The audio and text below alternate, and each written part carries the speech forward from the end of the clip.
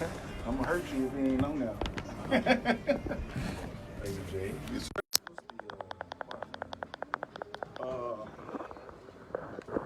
You want to put it on this thing right here? What you ask me?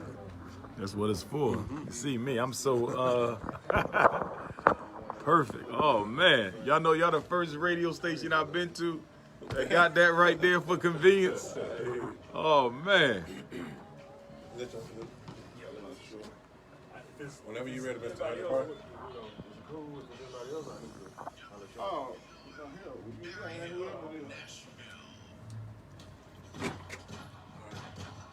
So, Doc, right now, we're going to go on live here. If you don't want to hear it, don't say it, all right? Gotcha. Said don't talk about nobody now, we live.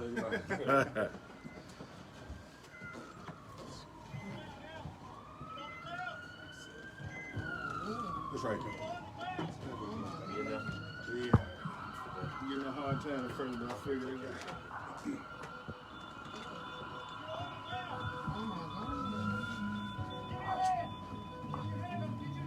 Tune in to the Black Family Talks, where we come together and talk about issues affecting the Black family every Tuesday and Thursday from 6 to 7 p.m. right here on the Mighty 147 WVOL.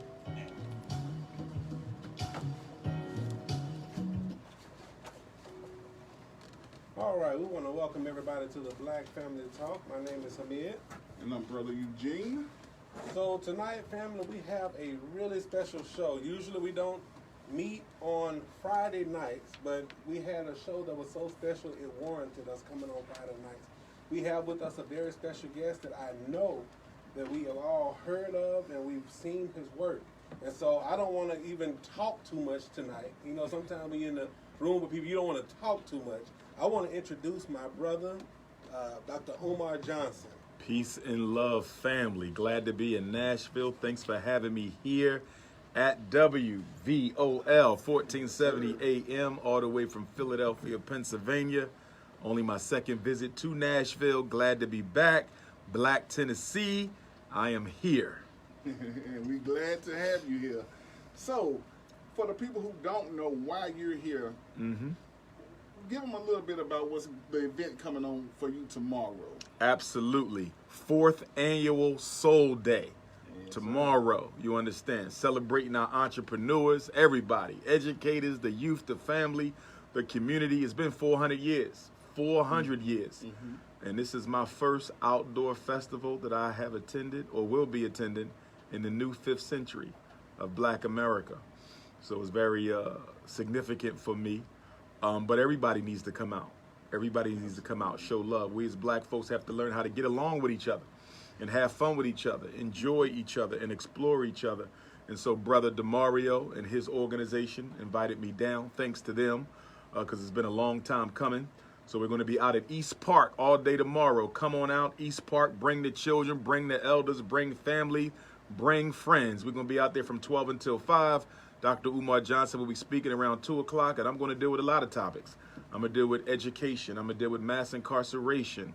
I'm going to deal with psychological self-hatred, but of course I have to deal with the psychoacademicholocaust, i.e. the school-to-prison pipeline, also known as the ADHD hustle and the special education conspiracy. You call it the ADHD hustle. It is a hustle. It is a $30 billion hustle. That's how much money they make in drugging Black boys with disorders that don't even exist in the name of Adderall, Concerta, Ritalin, Metadate, and Cycler. If you wouldn't give your child crack, why would you give him Concerta? Then that's a good question. Because, I mean, aren't they both in the same class? Yes, they are. The Drug Enforcement Agency of America classifies Ritalin as a Schedule B drug, so it's in the same category as heroin and opium, I believe it is. Wow. Well, you know, our people just like to follow what they're used to. Yes. So, you know, sometimes they really don't think about cause and effect. Very true. So, you know, Very true. That's really one of the main things I think that we need to really find out how we can get the understanding of cause and effect to our people. Because, like you said, the self-hatred is the cause of the effect that we deal with. It is. You know, so what is your take on, because everybody got their own storyline where self-hatred comes from or stems from. What do you believe part of it originated? Interesting question. And it relates to this whole ADHD conduct disorder, oppositional defiant disorder epidemic. And the way it relates is by way of a federal research program known as the Federal Anti-Violence Initiative, FAVI. If you can remember back in 1980, 1990, there was a real big conversation that was basically carried on through the front pages of most of America's black and white newspapers and magazines. And that conversation evolved around the issue as to whether or not black males were born with a gene that predisposed us to be violent. You remember that? Yeah. Are black men born violent? Right.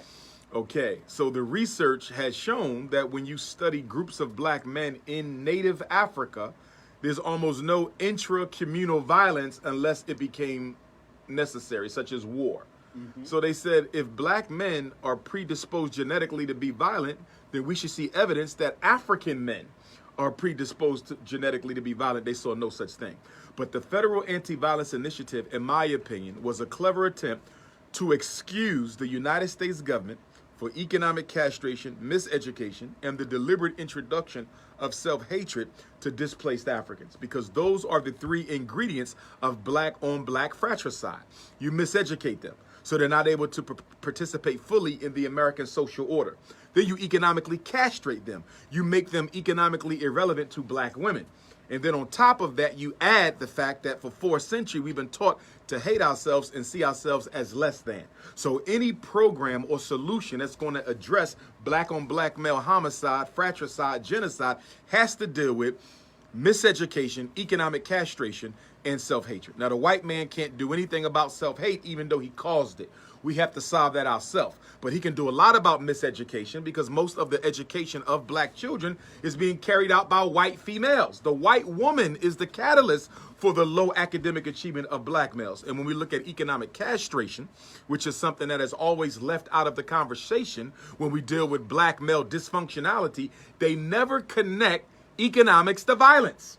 Whenever they have a conversation about violence, it's all about we need more jails. We need more role models. We need fathers to be in the lives of their sons. But what about the fact that most of the violence is a direct outgrowth of pain, anger, disappointment that grows from not being able to provide for your family?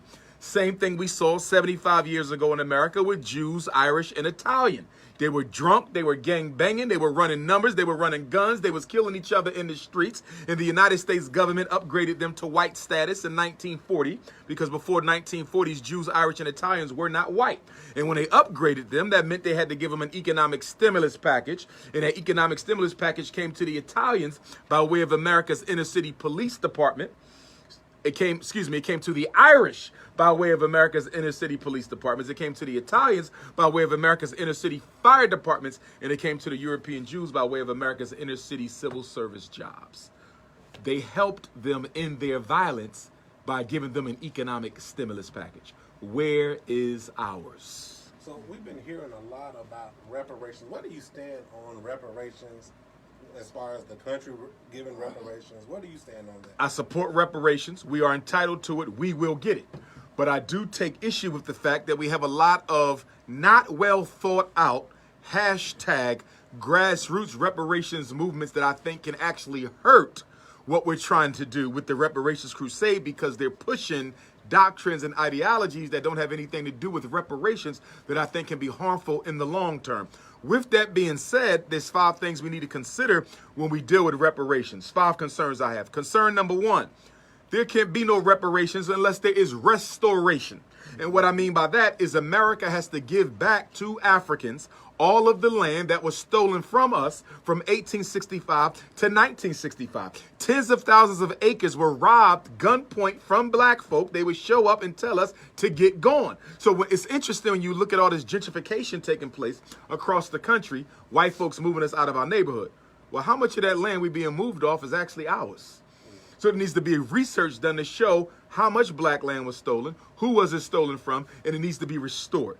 So there can't be no reparations without restoration, because the basis of all nation is land, and we need our land back. And I don't hear anybody talking about the restoration of black lands that was stolen for 100 years at the end of slavery. Number two, I don't hear enough conversation around the mental costs of the Ma'afa. We understand that they owe us for 243 years of forced labor. But I would argue, psychologically speaking, that the greatest debt of the Ma'afa is not the unpaid plantation labor. The greatest debt from the Ma'afa is the damage it did spiritually and psychologically to African people. Why are black women in love with blonde hair? Why are black men in love with white girls? Why do black people still worship a European deity? All of that are the psychological residuals of slavery. And I believe that the European owes us more for the psychological as is. If you got reparations today, the Chinese would be richer tomorrow. If you got reparations today, the Arabs will be richer tomorrow. So before we are looking for a payout, we need to build some infrastructure within the community, political and economic, to trap that reparations money within the community. Because the black dollar rotates once, if it rotates at all, before it leaves. So if we all got a paycheck today, whites, Arab, Asians, and Latinos will be richer tomorrow. I just think we needed to be more visionary with this reparations conversation. We're entitled to it. We should fight for it. We should get it. But we also need to be very careful about how we get it and what we do with it when we get it. So, for example, I'm not a big proponent of cash reparations. The reason I'm not a big proponent of cash reparations is because the American dollar isn't backed by any sort of material value. It's not on the gold standard. It's not on the silver standard. It's not even on the damn monopoly standard. So getting the white man's dollars as restitution for your enslavement, to me, is a loss. It is not a victory. So for those who are pushing the reparations movement, I would like to see a reparations demand list, which includes cash. In other words, give me control of certain lands, certain resources, certain waterways, exempt my descendants from taxes, guarantee them all free college, give us control over certain industries. But if all they're going to write us as a check, that's a defeat. That's not a victory. We cannot fall for the dollar hustle. The white man can print all the money in the world, and he can give black people $1 trillion, and then through inflation, he'll take all the $1 trillion back with all his hikes and costs. So that's not going to be a victory. I want resources. I don't want cash. Yeah, because reparation, what is it? Means to restore. To restore. So money is not going to fix us. Money is not going to fix us. Because we got a lot of rich fools already. already. But the question is, the reparations organizations, and I don't know, we have to check. I have tremendous respect for the main one, which is in COBRA, National Coalition of Blacks for Reparations in America. Just had their conference in June in Detroit. But we need to ask them, the people who you have thinking this reparations argument up, are these attorneys exclusively? Or are we tapping into all of the deep intellectual wisdom we have in the black community? Or are we relying on a few talented 10th bourgeoisie, white, European, college-educated Negroes to fight this struggle? Because if I see a reparations list that ain't got nothing but a dollar amount, no matter how great, we're going to lose. It needs to be resources on there, opportunities on there, not cash. Because the only thing you do with money is give it away. We need things that we can hold on to. Absolutely agree with that 100%. So when it comes to that, it comes to a changing of the mind. Changing of the mind, which means before you can have external reparations, you got to have the internal reparations. And when I bring this up, a lot of brothers and sisters get upset. There he go again with his psychological talk. But it is true. Until you take the self-hate out of the African, no money will benefit you. Because right now, the number one motivation for an African is to imitate the European and live next door to the European. So any money you give us will not be used to heal. It will be used to cause further hurt. The average black person wants to imitate and mock and ape the life of a white man. So if you give them money, all they're going to do is become a better imitator of a white man. So instead of the Hyundai, it will be a Mercedes. Mm-hmm. Do you see that? Mm-hmm. So all they're going to do is buy more expensive white trinkets as opposed to using that money to invest in ourselves. In other words, the worst thing you can do is give a Negropean reparations, because a Negropean will give those reparations right back to the European. So let me ask you, because, but I know you come from a psychology background, and we're sitting there talking about not money. We have to fix the psychological aspect of things. My question is, how do we get our brothers and sisters on the couch? And when I say the couch, the proverbial couch, because a lot of times, we watch television, we hear, listen to music, and everything is kind of bringing us through this loop. How do we get our brothers and sisters on the couch to at least begin to help to fix the mindset? Rule number 1, everybody's not going along for the revolutionary picnic. We need to be clear about that. I would argue at least 60% of African Americans today are totally useless and worthless to the liberation struggle. They might be lawyers, they might be doctors, they might be business owners, but when it comes to liberating black people as a priority, they're useless. They have the values of the white man, the psyche of the white man, the interests of the white man. So with that being said, we have to pick and choose. We got to go fishing. Jesus used to say, well, you got to go out there fishing, right? For believers. Well, we got to go out there fishing for Africans who care enough about the people to do something for them. Carter G. Woodson, Miseducation of the Negro, said it best. The college-educated Negro is seldom of any use to his race because the education he gets educates him away from his people, not towards his people. So one of the hardest lessons I had to learn was everybody not coming for the struggle. I'm a psychologist, right? When we go to therapy, you know what we're taught? So when you sit down, first session, you have to make an assessment on this person's readiness and willingness to change. Some people, they're ready to change. A lot of people ain't never going to change. Some people on the fence, you can convince them to change.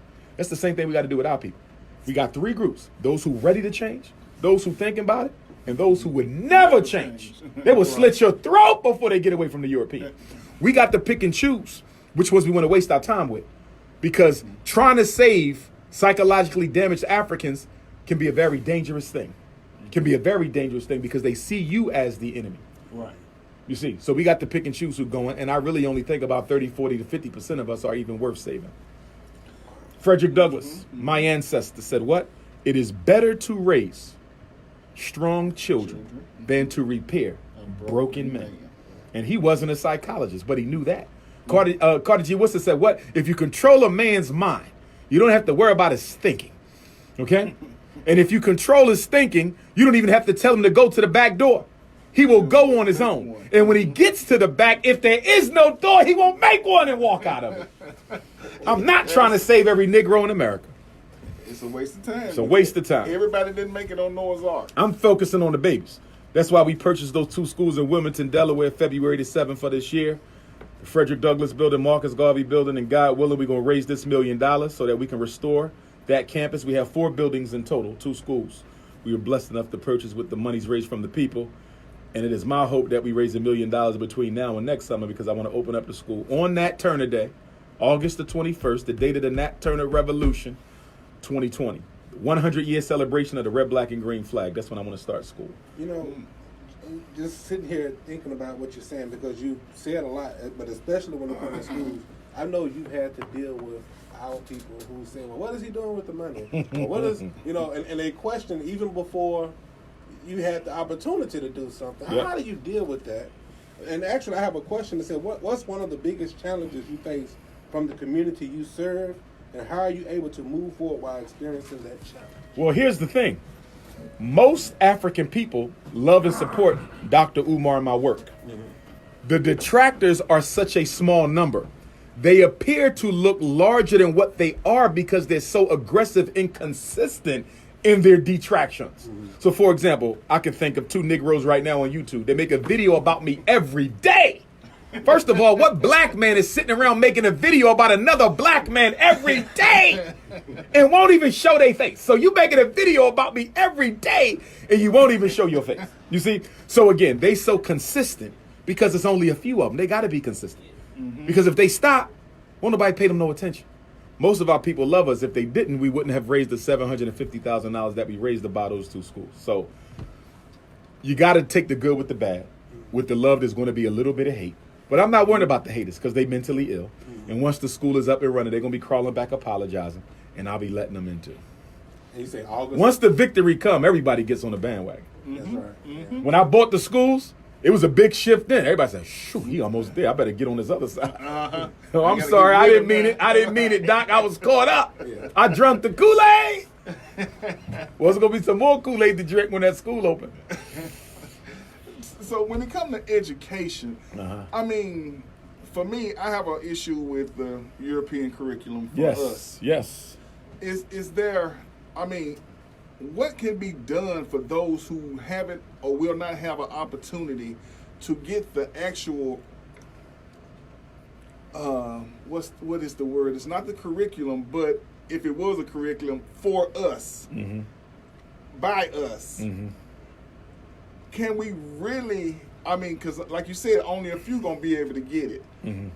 So how do we get the real understanding about us to us and our people? Well, Because number one, theirs ain't going to do it for us. no, theirs ain't going to do it. First of all, let's go back. Why did they desegregate the schools in the first place? 1954, May 17th. That's my birthday. Get out of here. Yeah. You're born on the anniversary of the school desegregation Supreme Ain't Court that decision. something? They didn't desegregate the school so black kids could sit next to white kids. Because sitting next to white kids don't make you smarter. You know why they really desegregated the schools? Because black people in those underfunded, dilapidated one-room schoolhouses in the ghetto were turning out better educated students than the white folks was turning out in the rich upper-class private schools. See, let us be clear now. We invented the gas mask before we could sit next to white kids. Right. We invented the stoplight before we could sit next to white kids. We invented the refrigerated truck before we could sit next to white kids. The golf tee before we could sit next to white kids. We invented the machine to tie the sole of a shoe to the top of a shoe before we could sit next to white kids. Most of America's most significant inventions came out of the minds of black children who had never sat next to white kids. The reason they wanted to desegregate was to control the quality of the education, because America considered the intellectual brilliance of the black child to be a national security issue. So they integrated the schools to dumb you down. And that's why 20 years after school desegregation, they popped up with the learning disability, special education. Ain't that the National Security Memorandum 46, I think it is, where they don't want black Americans and black To deal with Africans, Africans, yeah, to come Yeah, together. absolutely. Which basically tells you what? The only threat that the white man is concerned about is revolutionary Pan-African nationalism. He ain't worrying about this, he ain't worrying about that, he's worrying about Pan-Africanism. Anytime you hear a national security issue being the unification, political and economic, operationally, between Africans in America and Africans in Africa, that's Pan-Africanism. That's what garveyism is. That's the only thing the white man is concerned about. No other threat. No religion, no other organization, none of that. Garveyism is his only concern. And that's true. Because, I mean, like I said, it's part of their national security. Absolutely. So, Because the European is a natural vampire. He is a political bloodsucker. Europe cannot exist without Africa. As such, Europe has a vested interest in always keeping Africa underdeveloped and backwards. And to the extent that the black man and woman of America go home and liberate our mother country will be the extent to which the European must give up his control of the resources under Africa's ground. See, I don't know why God made the world this way, but God made the world in such a way that in order for the European to stand, the Africa must lay down. In order for the European to stand, the African must lay down. I don't know why God put the white man in an ice box called Europe and didn't give him enough resources so he can leave us the hell alone. But that's exactly what the Lord has done. So we are engaged in a spiritual battle to take back the original holy land of African people. That holy land ain't Mecca, it ain't Jerusalem, it's Africa. That's our holy land, because there's no land holier than the land in which he was born in. And that's no pun to religion. I have no issue with either religion, because Malcolm X was a Muslim, Garvey was a Christian. It's what you do with the religion that matters most. And speaking of religion, if you're going to organize black folks, you got to do something with the black church, because the black church has been the most parasitic organization in our community since the assassination of Dr. King. well, It takes in too much money and does too little for the people who they take it from. And if you notice, that's most black people's go-to. If they want to know something, they don't go to learn anything else outside of the church. After school is over, if they don't decide to go to college, anything else that comes to them in a learning setting, the only place is the church. Which is understandable from a traditional perspective, where the black church was everything for us. Remember, the black church is where you got your job. The black church is where you went to get security from the KKK. The black church was your life insurance. The black church was your first schools. The black church was the abolitionist movement. Frederick Douglass was even a preacher for a period of time, you see. Right. So I understand why the black church was the one-stop shop once upon a time, but it can no longer be that, because the black church has reinvented itself in the post-Dr. King era, and it has went from agitation to accommodation. But the church ain't alone. Most black organizations have went from agitation, fighting racism to building a relationship with racism. You see, not just the church. Most of your black Greek fraternities and sororities have went from agitation to accommodation. Okay, the NAACP has went from agitation to accommodation. Urban League has went from agitation to accommodation. Even the Congressional Black Caucus has went from agitation to accommodation. We don't want to fight racism. We want to build a relationship with it. Since when have you seen anybody change anything building a relationship with their enemy? I don't want no relationship with racism. I want to destroy racism. A lot of times what I see is the fact that we are starting to take money from, Yes. because it's the money thing. Yes. A lot of people don't want to lose their, Yes. I was talking to one guy, he was saying that they get X amount of dollars, some churches get X amount of dollars just to open up. Yeah. Even from a Faith-based initiative. Yeah. Yeah, that's what it's called. Faith-based. FBI. That's it. So, a lot The of people pastor is the new snitch. and that right there, that's a whole nother conversation. It's real. Yeah, but it's but real. You're right. Yeah. Whoever, see, the black church claims it's not political. But whenever you run for political office, what's the first place you go to get your endorsements? Mm-hmm. The black church. Because they got the people in them. Ain't no politics without the black church, you see. Mm-hmm. So what we have to do is we ain't got to kill Christianity. This is not a conversation on killing Christianity. This is a conversation on killing the hustler who is cloaked and disguising himself as a true missionary of the faith. That's what this problem is all about. You see, because the black church will love to talk about the Chinese is robbing us blind, and the Arabs is robbing us blind, and the Anglo-Saxons is robbing us blind, but you robbing us more than them. You know why? Because when I go to the Arab gas station, I do get some gas, even though he overcharged me. And I go to the Chinese store, I do get some stale food, even though he overcharged me. But when I go to the church, I don't get anything for the money I give you. You making money off a book you didn't write, selling a product that don't even exist. Right. Y'all, you're listening to, we have to put it out, you're listening to Dr. Umar Johnson. He's in the building tonight. Tennessee, I am here. I want to see everybody tomorrow. 4th annual Nashville Soul Day, East Park, 12 to 5. Come on out there. I got a message for y'all. And I want every black parent in the building because we're going to talk about how you Negro mothers and fathers keep on giving permission for my little brothers and sisters to be evaluated for learning disabilities. Hear me well, Tennessee. Black children don't have learning problems. They have lazy problems. There is no learning disability. There's a lazy disability. And it starts with your lazy behind mom and dad. All right, so you heard it there. We want to go ahead and put the number out.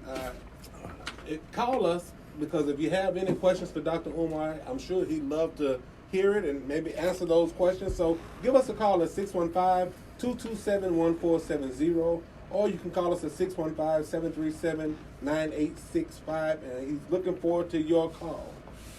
So now I got a question that that's been on my mind, because if you notice how we just stated that we invented so much stuff when it comes to us.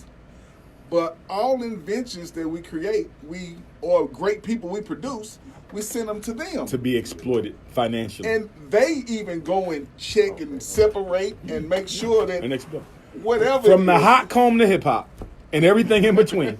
Whatever black folks make, we give it to white folks to get paid off. Soul food, jazz music, you name it. We do not believe in ownership. And one of the reasons we don't believe in ownership, well, obviously coming from a legacy of slavery, you couldn't own anything, not even yourself, right? But another reason why we have trouble with ownership is because religiously we've been taught that seeking power and financial control and political leverage are evil things. You don't do that. Just stay faithful and pray to God. And you see, so everybody else around us is searching for economic power and political power. When the Chinese come to America, they don't come to America to participate in no American dream. They come to build a Chinese economic empire. The Arabs are here to build an empire. The Anglo-Saxon is here to build an empire. Black people are the only group in America who don't have an empire mindset. Everyone is here to build for self. Nobody practices integration except the American Negro. I think we have a caller on Yes, sir. the line. Caller, go ahead. Hey, how y'all doing? Black Advancement Community Outreach Group. First and foremost, I want to thank the Family Talk for having Dr. Umar up there, as well as National Soul Day for bringing them in. I just kind of wanted to kind of chime in a little bit of what he was saying about not getting money for reparations. I want to know his concept of how we can push education into our neighborhoods. One thing that I noticed being in Nashville and working with a lot of different groups, the education portion of it is not pushed. It's not pushed as much. I one time had a concept of getting all of the black organizations together to create some form of a standard.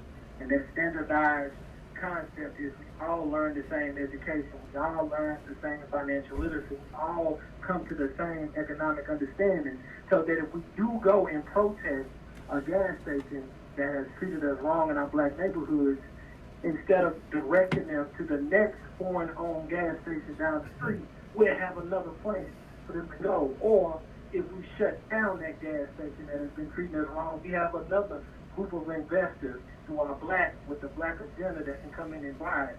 So my question to you is it possible for black subgroups to get together and create a standard, a curriculum of a sort that we can all follow and be on the same page? Do you think that's possible? Do you think that's something that we can achieve as a people? The most honorable Marcus Messiah Garvey, greatest black organizer in modern history, greatest black leader of the 20th century, said, if African people could get to know ourselves today, we could be a free people tomorrow. But he also said, if the black men and women are not careful, they will drink in all the poison of Western civilization and die from the effects of it. Can we do it? Of course we can. But guess what? You can open up a black-owned hospital in Nashville. You can have a black-owned school in Nashville. You can have a black-owned bank in Nashville. You can have a black-owned supermarket in Nashville, the 4 essential institutions of any self-sustaining community. But if black people have not been taught to value black institutions, they'll be closed down overnight. I have seen black businesses fail because black people would still rather buy from the white man than the black man. So at the end of the day, you have to do what? Reconstruct the African psyche. You have to turn the Negro back into an African. See, slavery, okay, took an African and turned him into a Negro. But we never been turned back into Africans. We just became African Americans, which is a higher order Negro, you see. So we have to liberate the psyche in order for us to behave the way we should. Have you noticed we're the only people who don't naturally do what's best for them? We're the only people in the country who don't naturally do what's best for them because we have been socialized, not only through slavery, but through public education. And I'm going to be honest with you.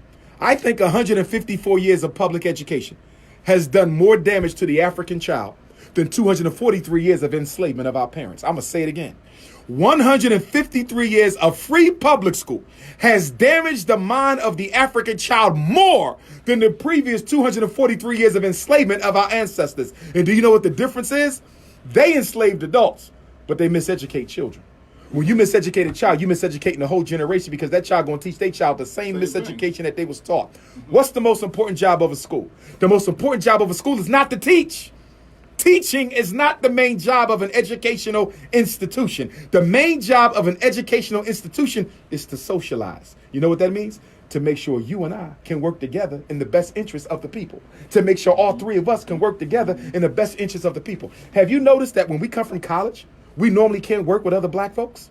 Because we've been socialized to work for white folks' interests, not black people's interests. Right. That's why you must educate black children together. We can't keep sending our kids to white women to be properly educated because all she's going to do is break the backbone spiritually of the black male child and make the black girl think that the best thing she can be is a white woman. It is absolutely amazing that black people, after 400 years, are still comfortable sending black kids to white folks and white-run schools to get an education. And then when your child becomes a coon, you spend the rest of their life trying to turn the coon back into an African, but you're the one that gave your baby to white folks for 18 years. Hey. White people ain't got no business teaching black folks. And I agree with you 100% because my son just got into middle school. Mm-hmm. And I sent him to the one he was zoned to. And the first homework he came home with was about slavery. Mm-hmm. So I took him out of there and went to another school. Get there, the same thing.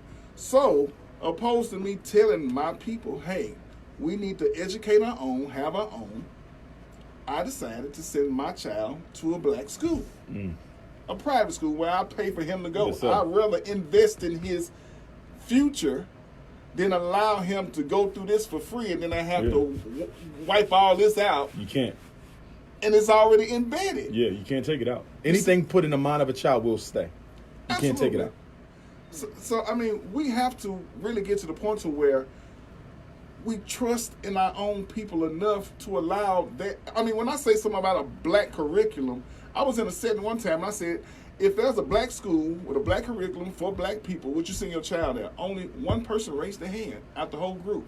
Yeah. That was amazing to me because I was like, we love white folks. Black people are absolutely in love with white folks. And they don't want to admit they love white folks.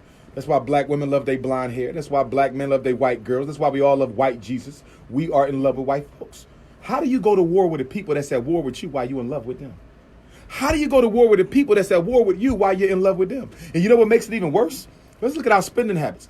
We spend $2 billion a year on Air Jordans, $1 billion a year on McDonald's, black women $20 billion a year on weave and perm, black men $3 billion on Timberland boots, $7 billion on liquor and alcohol. We buy twice the amount of Mercedes Benzes as white folks, but we only have a third of their wealth. Why black folks buying more Mercedes than white folk and you ain't even got half their money? Because Negroes are motivated by my Philadelphia brother Will Smith said what? Black people spend too much money they don't have, buying things they don't even need to impress people they don't even like. Yep. We are broke because we're trying to outdo each other. There was nothing wrong with that Nissan I had. But guess what?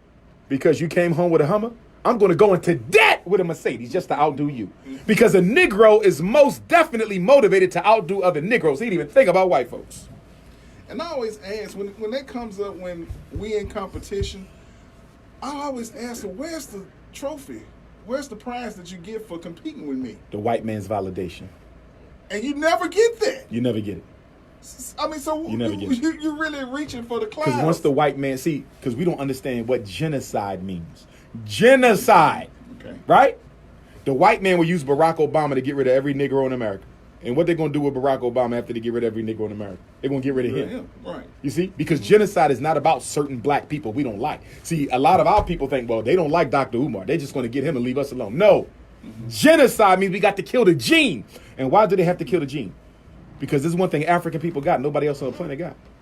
Every black man in this room, every black woman in this room, we got what? 100% genetic reciprocity dominance. Any woman you lay with will make your child. I don't care if she white, Chinese, Arab, East Indian, Latino, even though you better not be laying with her because I'm going to call you a coon. No black man got no business to be with anything other than a black woman. But any woman you reproduce with produces a black child. Any man the black woman lays with produces a black child. We're the only people on the planet that has 100% reproductive dominance. They hate you for that. Right. They hate you for that. The white man doesn't have any reproductive dominance over any other group. The white man cannot reproduce himself in any other woman. He hates you. Let's go to the lynchings, right? They lynched Chinese, never castrated them. They lynched Italians, never castrated them. They lynched East Indians, never castrated them. They lynched Jews, never castrated them. But 99% of the time when a black man was lynched in America, he had his reproductive instrument removed. Why did they castrate you, but they didn't castrate the Jews or the Chinese? Because they hate the fact that which is between your legs can exterminate them without a gun. That's why he made the gun, because the gun is his exactly. It is a replication of your reproductive phallus. If the white man want to get rid of you, he got to kill you. You want to get rid of him, you can reproduce him out of existence. And it only goes to prove that we are the original people, because we are the original people, and we are the chosen people. We the chosen people. We're the chosen people. Blessed be the firstborn child, and that's what we are. Africans are the chosen people, and Africa is the holy land. Y'all, we are listening to Dr. Umar Johnson. If you want to call in, please call in at 615-227-1470, or you can call in at 615-737-9865. All right, so let's talk about the school-to-prison pipeline. Let's talk about that. Now, how did that idea even come up? I mean, because I know it's very true and very relevant, but where did that idea start from? I'm not sure who invented the concept of the school to prison pipeline, but it grew out of the reality that the public school system in many cities is now the #1 referral source to the juvenile justice system for fresh bodies. A black boy is more likely to get arrested in school than on the street. And I was told that by a judge. I was told by a judge. She said, Umar, I get more kids from school than I could ever get from the street police. Wow. So I've termed it the psychoacademicholocaust. 6 steps. Step number 1, deliberate and intentional miseducation. They miseducate black boys on purpose. Why? Because the most revolutionary thing you could do in America is properly educate a black boy. And why is that? Because you make him a rival to the white boy for political economic control of resources and opportunities. Everything is about resources and opportunity. It ain't about votes and it ain't about prayers. It's about resources and opportunities. Black folks need to stop thinking about voting and praying and start dealing with some resources and opportunities. It's not because he poor. It ain't because his pants sagging. It ain't because his daddy in jail. It ain't because his mom on welfare. It's because white women deliberately miseducate black boys to make sure they can't compete with their own sons. Number 2, special ed. If they can't kill the black boy's spirit with miseducation, then they introduce these glow-in-the-dark, can't-be-proven, white man-invented disabilities. I know because I'm a certified school psychologist. It's what I do. Can you prove a learning disability? No. Can you prove mild mental retardation? No. Can you prove an emotional disturbance? No. Can you prove ADHD? No. Can you prove conduct disorder? I'm telling you, I evaluate. You can't prove them. They are ideas.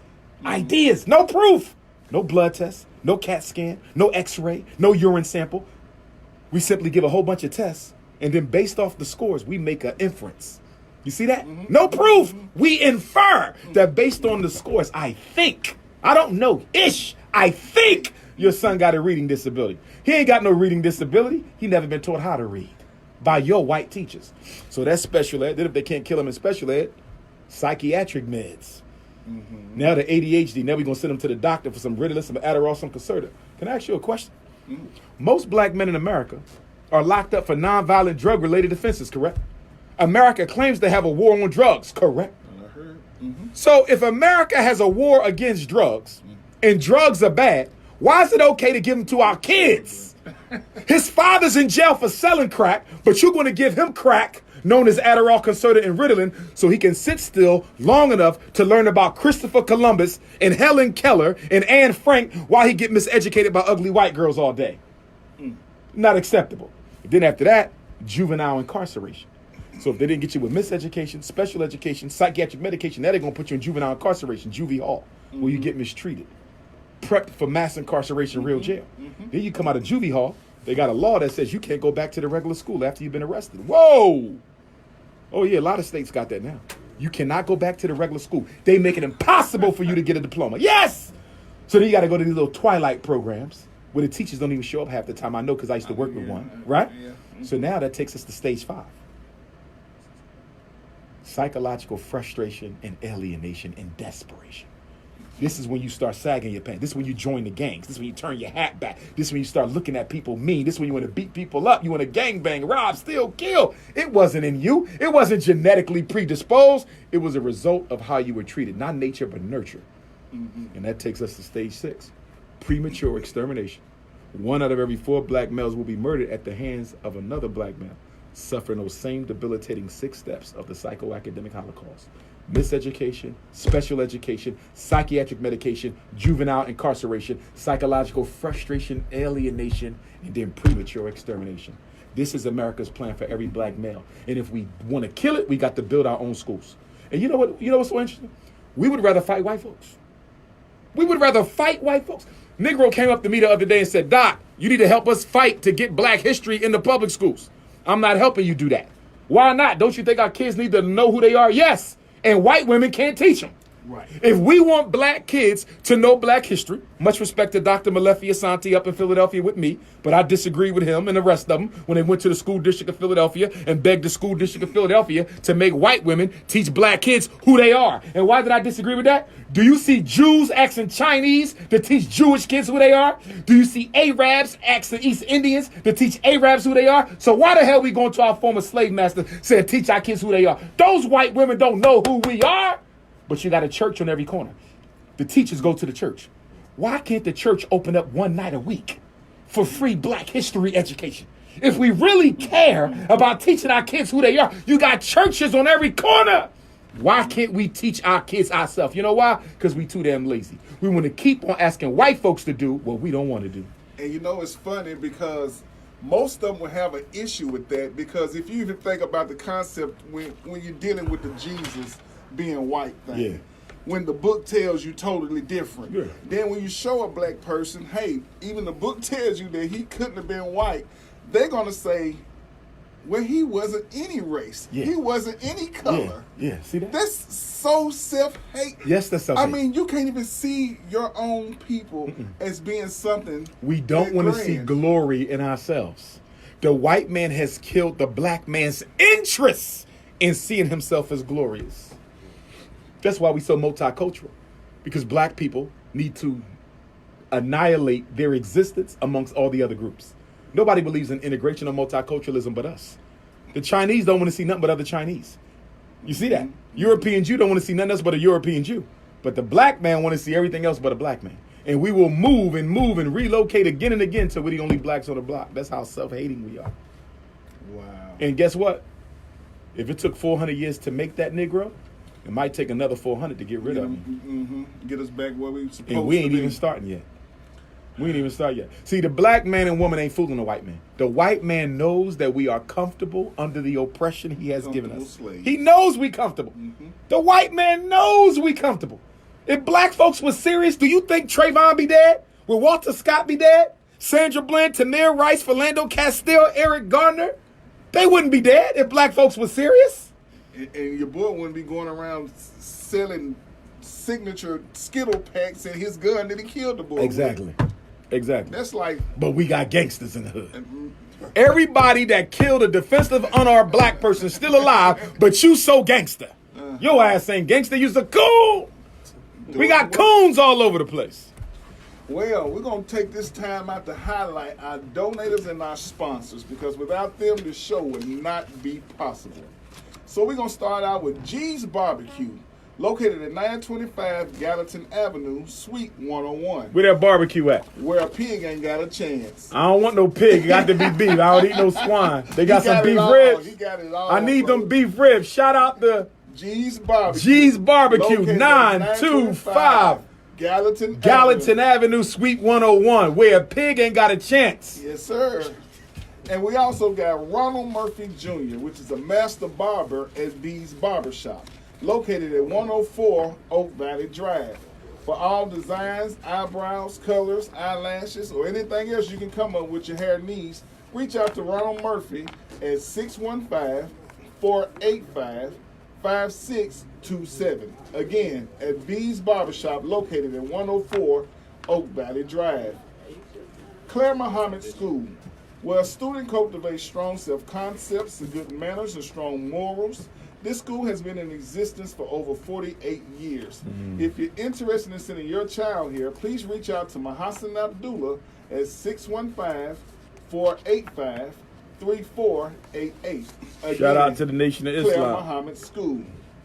Smith Funeral Directors, located at 706 Monroe Street. You can reach Melvin J. Smith at 615-726-1476. Smith Funeral Directors are here for you in your time of loss. Pruitt's Discount Pharmacy is Nashville's oldest black-owned pharmacy, with 2 locations, one on Dickinson Road in East Nashville and the other in South Nashville in J.C. Napier Clinic. They accept all insurance, deliver free meds for free. They also have alkaline water, which helps with gout, arthritis, diabetes, and acid reflux. They carry the CBD, hemp oil, and creams for pain and anxiety. They also have free samples. And they have the blunts to smoke because it's been legal in Tennessee since 2017. Again, that's Pruitt's Discount Pharmacy. Kajiji's Groceries, located at 3620 Buena Vista Pike. Stop by Kajiji's for all of your grocery needs for the freshest fruits and vegetables, natural lines of black soaps and hair care products. And if it's something on the shelf that you need that you don't see, speak with management and they'll make sure that they accommodate you.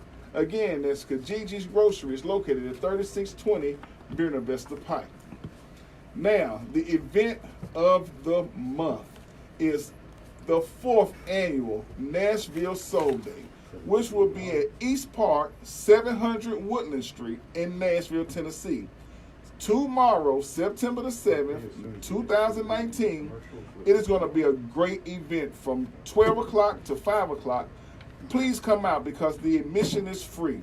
You're going to have featuring 615 exclusive and the brother here in the building tonight, Dr. Umar Johnson. You do not want to miss it. I brought a couple books with me too, only a few. And I've read that book, and that book is very informative. Thank you. So yes, sir. So we're gonna want to make sure that whenever you support these black businesses, please let them know that the Black Family Talks sent you there.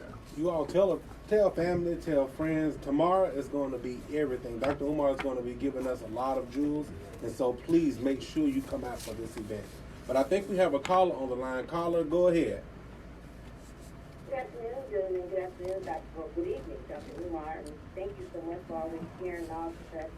I truly believe you were sent here by the ancestors as well, the ancestors reborn.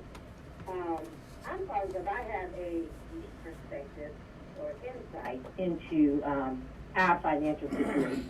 I've been in the financial industry for over 20 years. I also majored in education and psychology as well. And because I work for some of the largest financial institutions in the world, I know the disparities that we have financially. We think we have money. We don't have money. We think that we're sending our children to good schools. We are not. There are some schools that the Europeans send their children to that we have no idea. Like their children are learning stuff that you learn at Harvard. Wow. So yeah, I'm telling you, you have no idea. There's one company that I work with, distribution company, an Asian company, okay? They provide all the food for all the Asian restaurants in the state. They only deal with other Asian restaurants.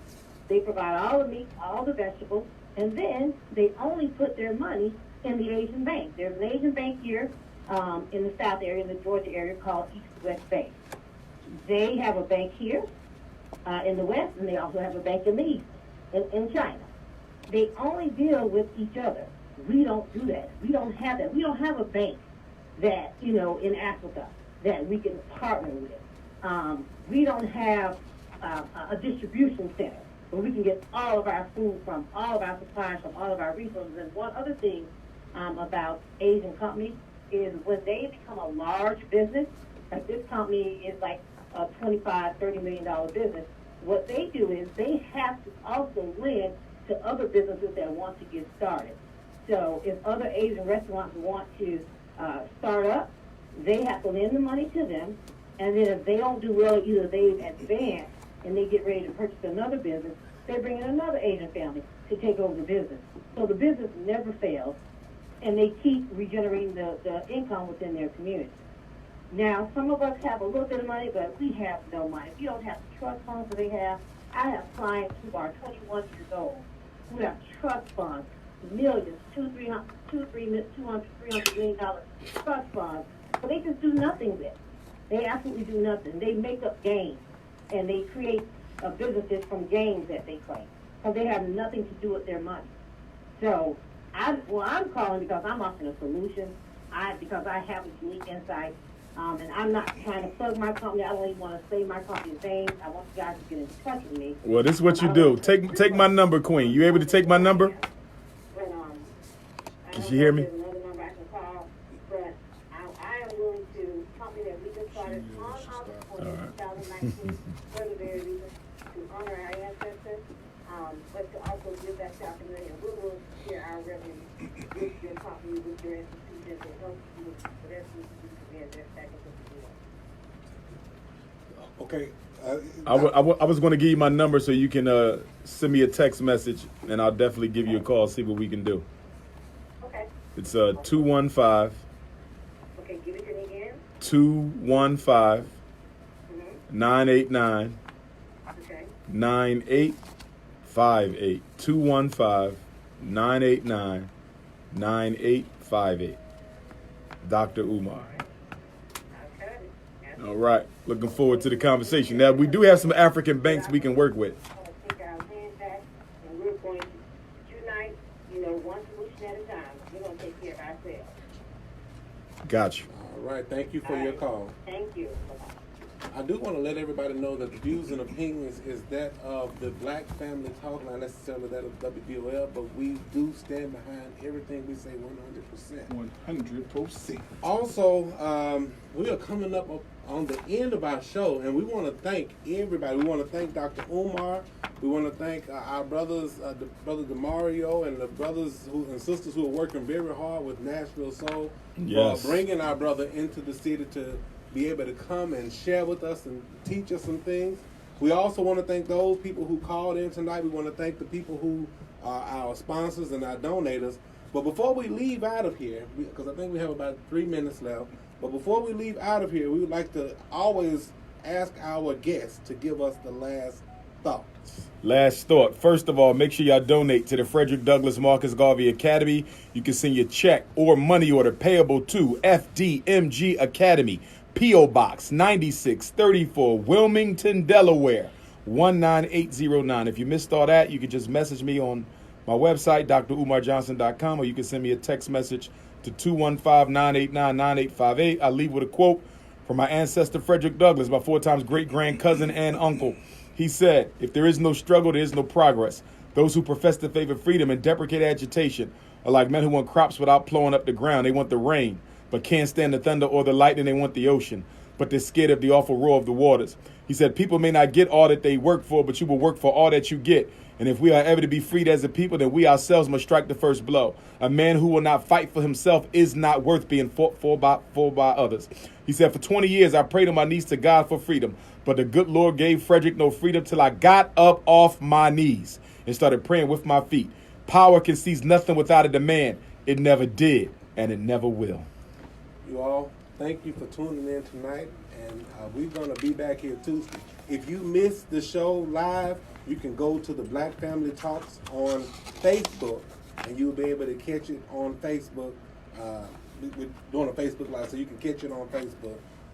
Thank you for tuning in, and we will see you on Tuesday. Peace. Good night, family. That was a good one, fellas. Nashville. You ready? We always make sure we cut it all the way off, because after the show, you never know. Man, thank you so much. Oh, no problem, no problem. I could have held that conversation for another hour. Yeah. I was gonna be like, I got a lot to ask this man. Shall we give you out? Great show, okay. Get in his army too? You gonna get in his army too? Sorry about that. What's going on, brother? All right, pleased to meet you. Okay, yes sir. Picture with Sure. Add that to that cast. Y'all, can we get a picture if you don't mind? No doubt. Put it up some. There we go. Yeah, I got you. And just turn it right here. Better yet, give me the fist. Okay.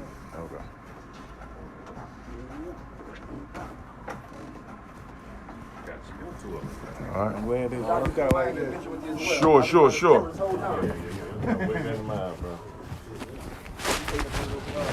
You gonna stand right here behind them? Sure, that'll work. Give me the other fist.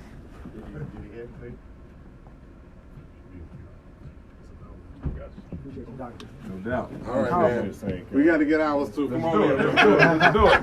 And then we want to get a group one with everybody who. That'll work. If you can, take the picture and send it to me, because I don't have. I got you. Hold on, let me suck in. Y'all ready? Bring it closer, Ace. 1, 2, 3. Perfect. Okay. Let me get out of the way, bro. 1, 2, 3. Perfect. And you go through this every day? Yeah. All right, everybody. We're gonna do the group one, if you don't mind. All right. We're gonna just we get it right here, Mr. Heidelberg, if you don't mind. Please. Oh yeah. You got that. We got to have a founder. Yeah.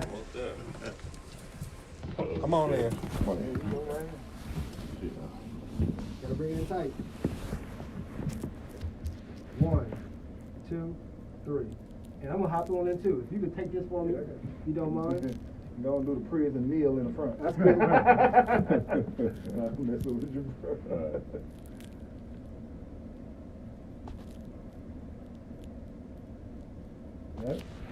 All right. Woo. Enjoyed it. Thanks for having me. Pleasure meeting you. Always. I heard when the callers asked about the banks and all that. You know, a lot of civil banks started here. Oh, get out of here. I didn't know that. I was trying to put up on game when he didn't know the civil banks started here. Get out of here. The green and white citizens, right? Get out of here. Just like you ever heard of Board Publishers? Yeah. That's it. LaDonna Board, she's all there. Get out of here, citizens. Wow. Yeah. Well, you know, they from Oklahoma. Okay. They moved here. They moved here a long time ago. Okay. Owned the Citizens Bank and Board Publishers, they make Bibles. Wow. All right here, bro. Like it's a lot of history. Wow, I would have never knew that. Yeah, all the stuff. Man. All the stuff. You from LA? That was a good interview, though. Oh yeah, what's up? Yeah, bro. It's life is real and shit in my city. Right. No, I feel you. I'm glad you give me that history, though. But you know about all the black colleges, you know? I knew about Fisk, Tennessee State, Meharry. I ain't know about the rest of them. American Baptist College was right down the street. Nah. Yeah, it's a Get out of here. religious black college. Then you got Lane right down the street. Wow. They all still open. Also, Wow. right here in the metropolitan Nashville, man. And you said it's how many of them? So when I mean about 11 universities, you got 11 universities, period, not saying they're black. Right. But you got 5 already in this city alone. That are, okay. And that's why I'm like, on the other city, they got more or of the same as Atlanta. Okay. I was Yeah. telling them about how we got TSU, Fisk, Meharry, American Baptist College. We got Lane down the street. Yeah. Wow. Lemoyne Owens and Memphis. It's Quite a few of them here. right here, but you know, All of them, 3 of them on Jefferson Street. alone, yeah. I think I spoke at Lemoyne Owen before. Yeah, that's in Memphis. Yeah. In Memphis, yeah. Yeah. I think I was there before. But yeah, that's on the black college in Memphis for them to be a black city. That was a good interview, y'all. That's how it's done, huh, Doctor? Oh, man.